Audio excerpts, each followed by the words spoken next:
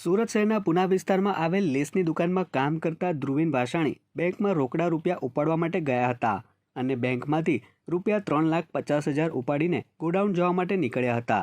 જોકે બેંક બહાર રેકી કરીને બેઠેલા બે અજાણ્યા શખ્સોએ તેમના પર અચાનક જ ચપ્પુ વડે હુમલો કર્યો હતો અને રોકડા રૂપિયા 3.50 લાખની લૂંટ ચલાવીને ફરાર થઈ ગયા હતા.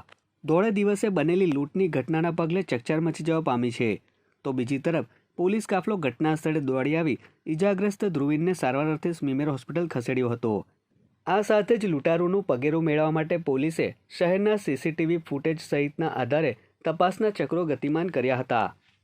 સુરત શહેરના પુણા પોલીસ સ્ટેશન વિસ્તારમાં પુણા ગામ નજીક ફરિયાદી પોતે કોટક મહિન્દ્રા બેંકમાંથી 3.5 લાખ રૂપિયા લઈ અને જતા હતા. એ દરમિયાન બે અજાણ્યા ઈસમોએ તેમને પાછળથી આવી અને તેમની ઉપર એસોલ્ટ કરી અને 3.5 લાખ રૂપિયા લૂંટી લીધા અંગેની પ્રાથમિક હકીકત મળતા પુણા પોલીસ સ્ટેશનની ટીમ તેમજ ઉચ્ચ અધિકારીઓ ઘટના સ્થળે પહોંચી ગયા છે અને આ બાબતે ફરિયાદીની ફરિયાદ નોંધવાની કાર્યવાહી ચાલુ છે. તેમજ આ બંને લૂંટ કરનારા ઈસમો બાબતે પણ તપાસ હાથ ધરવામાં આવી છે.